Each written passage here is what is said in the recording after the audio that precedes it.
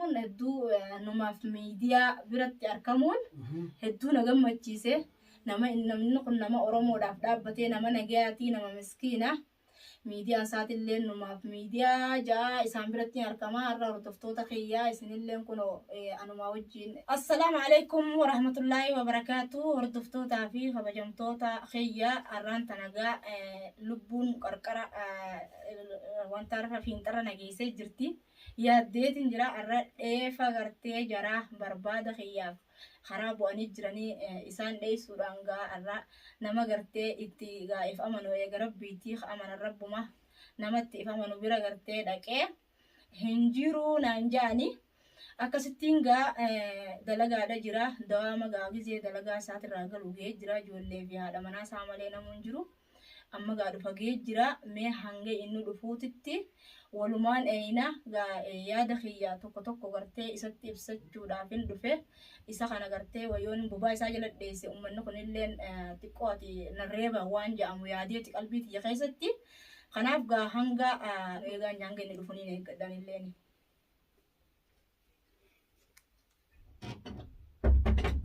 Aywa. Khotta sena. Assalamu alaikum. Wa alaikum salam wa rahmatullah. Khotta. Yusa. Akkam naguma. Nagaa fayyaadha. Ayyuma. Jirtani. Jirtu. Jirtani nagaa Galata bakkatti. saati arra isaa baatee asti. Arraan tana guyyaaniin dhufee mana kee kana. Akkasitti taa'ee si eegu jira. Ijoollee fi ganda malee namuu hin jiru. Akkasittiin gaa dhufa geeti naan jettee isiillee saana inni galu geesse naan jettee. Sittillee haada wallaan atis karaan jira naan jenneere. Akkasitti taa'ee si eegu jira. Har'a akkanumattiin gaa. Duuba nagumaan baate akkami? Nagumaan Namni hundi naguma qaba. nagaa qaban hundi. Jaarsota hundi. Fayyaa qaban. Maatiin hundi naguma qabdi. Hundinuu nagaa qaba. Egaa baddi arraan tana isaa baate. Wallahi arraan tana xiqquma haajaan xiqqoon na qabdee akkasitti gara kee ba'e. Dhiyeenya kana gaasaban kana takkaa baatii sadii moo kanaa ogeenya walitti hin dhufne. Arra dirqamumaatu ofee gama keena fide. Dirqamni ofee na fide illee gaa xiqqishoo anaa fi abbaa manaatiitu shoorarkaa takkarra jira. Shoorarkaan hin gartee nuti irra jirru san inni iddoo tana hin dhageenyeen sa'aatii ijoollee galchuudhaaf gara biyyaa deeme. Akkasitti ijoollee galchee as deebi'e. Naaf innilleen xiqqishoo walii aarree telefoonumaa fi kanaan walii aarree tinanillee manarraa deeme. Akkasitti deemee nafne anilleen nama wajjin gartee hariiroo uumee ni jaaladha maal jee xiqqoo karaa miidiyaa kan fuula miidiyaa kana gubbatti ol haasee akkasittiin karaa sanitti gaa ol haasoinaan uummanilleen akkami waan akkanaa daleedha hatta hordoftoonnillee naan jee akkasin namni lafaan akka inninis akkasitti gaa uummata wajjin bar hedduu rakkoo cimaa takka keessa wal galchine yaanni na seenee amma barbaada kiyyaafuu karaarra jiranii eda qabanna barbaadu jiranii viidiyoo isaanillee gadhiisaa jiranii viidiyoo isaanii ilaaleetiin bar muddamee godaan seenu dhabee mana isaa malee gartee manni na baasu hin jiru baasii kana hedduu takka bahee taa'ee gara bitisiin amanaa miire akkasittiin gaa isa malee namni na baasu hin jiru. Je'ee bararra bobaate jala dheefaaf gartee dheefa gandaatii dhufe gaa yoo asin dhufanillee dhiiroo maaltu tahaa waan jedhamu gaamee atillee yaada kan. Bareedaa bar waata duruu hin fakkaattu. Arra ani jiruun ilaalu maal taatee kaayisiin erga addaan turre yeroo dheertuudha. Nagumaan dhuftee jechuu na keessa jira. Ifi hundi isaanii naguma qaba qubanii qabda. Naga qaban ijoollee nagumaan galchee dhufe innis nagaa qaba. Barbaaduma kiyyaaf gaa anilleen natti. Maali barbaaduun kun maaliif si barbaadu? Maali rakkoon barbaadu? Rakkoon barbaadaa xiqqishoonaa fi inni walii aarre yeroo walii aarre tana anilleen deemee hin hafne gurbaa tokko beeytullee hin beeku. Gololcha janiin tokko beeytullee Abrahaam tokko beeytullee hin beeku garuu yoo dhageessellee hin beeku. Isa sanii atu dhufee akkasitti soomana baranaa na bira ture. Akkasitti khalaas waliin haasoyinee gaa waraqaa faqsiitis fudhadhuuti naafetii wal fuudhaanaan jee. Akkasitti khalaas hayyee jeeni egaan hayyee jeenillee inni dhufee khalaas lollaan anillee naaf innis xiqqoo walafaan deebine addaan kunne. Addaan kunnaan illee egaa nam muka jige ottoon itti hedduu jenneere. namni gaa lafa jirti yoo dhagee beeksisti heddummaata. Waan makkana fa'aa fedhan. Akkasitti mallee mucaan tokkollee na dhufe. Hayyee jeeni gaa akkam jettanaan jee hayyeeni taatii jeeni gaa walumaan akkasitti deemu turre.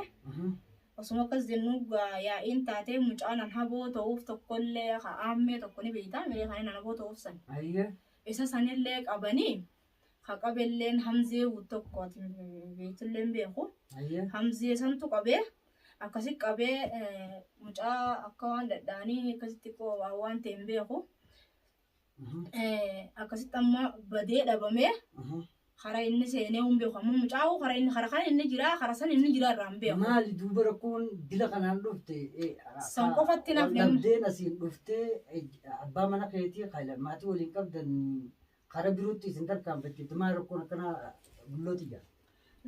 Rakkoon gaa wallaahi ani hedduu gaa isallee walitti deddeebiidhaan xiqqoo innillee ni naafaa beekte.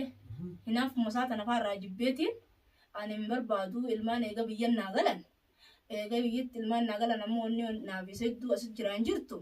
Anilleen isaan adda dhaabbachuun qofa jee murteessee akkasii bar waraqaa faksii dhaqee fudhadhee akkasii waraqaa faksiitu qabadhee ganaan kan isaan irra hin jiru jee beektaa anilleen hedduu utaalee akkasitti innilleen saniin jala deemuu danda'ee barsan qofattuu wallee ammoo mucaa silaanaa jaalattu sanillee qabaniiti waa ulee miti barga daaraa godhu jiranii. Dukkeetti kaasu jiranii mucaa deemii bakka isin jirtu nu geessisanii dhumaa amma arras narra bilbilanii edaa ni barbaada qiyyaaf karaa bu'anii karaa jiranii. Maal jecha? Isii gaa bakkuma isin jirtu nu geessi jechuun jiran gaa mucaadhaan. Bakkuma isin jirtu nu geessu qabdaa daruurii nu geessu qabda. Eenyu faadha warri kana jookan? Amma gaa abbuma manaa kiyyaa kanaa fi hundee seenaa faadha. Hundee seenaa san gaa hin beeku ati ol beektanilleedha. Hundee seenaa kana faadha. Akkasitti daruurii nu geessu qabdaa bakka isin jirtu yanii dhibbar mucaa morma qabanii akka gartee nama bashoo qabee fiiguuni gartee adurree qabee fiiguuni fiiganiini. Akkasittiin gaa waliin laalee ani hedduu takka lubbuuti yaa'uu yaaddee gama kee dhufuu dandee. Yoo gaa gara mana keetii kanatti illee gaa mana kee kana ni beeka mucaani. Yoo mucaan sunillee gaa ka dhufu taate an laata dhiiroo maaltu tahaa takka gaattee gaa sigala dheesse gaa amma gaa waan biraan beeku sirra ifkaa'ee gara biiti sumaa tokko na godhu beeka jeetiin kana hunda sitti mujjira gaa natti nafne naaf. Bareedaa bulluuti kun rakkoon qabu. Ijoollummaan sitti jira fakkaatti namni tokkolleen si bira hin jiru hundee seenaa fa'aa numaan beeka. Ati namni tokkolleen si bira hin jiru hanga kana keessa seentee kana keessa dabartu maal imma ijoollummanis beeka akka taane nama gooti maaliif atis abbaa ilmaan keetii waliin maatii qabdanii sadarkaa kana wanni silaa seenu hin jiru osoo namni si bira fa'aa jiraate sadarkaa kanatti dhufee isaan faaksi maali kana hunda si galchu hin jiru jechuu kiyyaaf hin jee amma ijoollummanis beeki akka malee nama gooti bullooti jedhe geessa waan taate hundi dabre san ta'eeti jira amma ati laal toduruun fakkaatu ammaan tana yeroon si harkaanuun akka maleettiin si harkutti jira feeruusaa dursan ni mitii jechuudha haala ati keessa seenteetu kana hunda fidee amma hanga deemtu kana keessatti namnummaan tokkolleen kawaa sitti himuu fi isaanilleetti himu hin jiru jechuudha. Namni ammaan tanaa beektaa namni amantii dhabee jira. Amma gama isaatirraa nama gartee gara isaa duulu malee isarratti tumsu malee. Maal jecha duulan? Amma gaa inni nu barfiigaa jiru kafiigaa jiru amma hamzeessanii fi hundee seenaa fi hilleen tokkolleen duraan keessuma jira.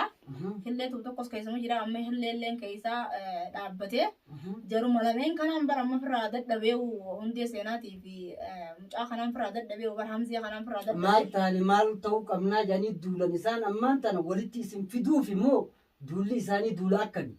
Isaan inumaatu ka barbaada kiyyaa fi kana keessa hin jiru. Akkasitti gaa hamzeessanii fi hundee seenaati. Akkasitti gaa hamzeessanillee gizee duraa mucaa keenya kan inni naboo ta'uuf kana qabanii beekte. Sababa sanirraa ka'eeti mucaan gartee naaf inni wal jaalanne kun ijoollee fudhatee halkan akka waan kararra qabee gartee cafaqanii dhukkeetti kaasanii bargaa waajiruun qabu mataa kana hunda harka kana hunda akka waan cabsaniiti. Isallee tumanii daaraa godhan halkan gurraacha diidaa fi ulee ta'een beeku waa xiqqishuma nama mul'atti. harki marti bee. Harki marti bee. Hayyee. Akkasi dhukkee itti haasanii sababa sanii ammoo mucaa sanillee kanaaf inni hojii jaalannu kanallee qabanii.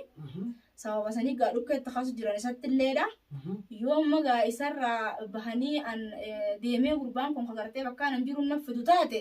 Allubbu mutiyyaa sodaadheetiin gama kee dhufuu danda'e jechuudha. Bareeda baga gama kiyya dhufte baga rabbiin nagaan gama kiyyaa si fide.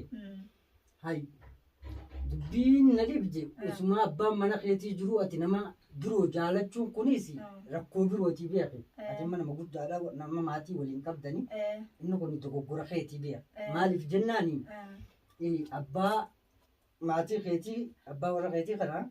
Kawalin jirtan kana yoo haalli fedhee dhufe ka numa dhufa beeka arraba filkeen walumadha suuta janii fitatanii maatii ofii bultii ofii oofachuu bultii wasaas akkuma jan gorgorfataa yoo tokko xiqqoo jallina qabaate tokko diriiraa ta'e ka wal jabeessaa oofachuutu caala malee bakka amma osoo inni jiru jaalala jettee itti seenta kanatti atillee waa ijoollummaan taate gaatunis badiidha. Warri gaa si barbaadu kan dhufna jiru haa dhufu waan dhufuun anis numaan laala. Bagaa rabbi nagaan si fide ofii naga uummatateetu baga rabbi waliin nu fideen siin ja'a. Kasanaachi walumaan ilaalla abshiru iyyaaddaini feerusaa duraanii nu ta'in siin ja'a. Inshaallah. Arraga dhufee si biratti argamuu nu barammaan tanaan akka waaniin arraa takkaa rafeen beeku akka arraan tana hirriiba galtee baatii meeqa rafee sana akka arraa rafee quufuuti. Si bira dhufee argamuun isa waan inni jiru dhaggeeffattanii hanga dhuma sagantaa teenyaatti waan nu hordoftaniif galatoomaadha. Miidiyaan isaatis numaaf miidiyaa jaa galatoomaadha nu hordofaadha achirraa illee inshaallah.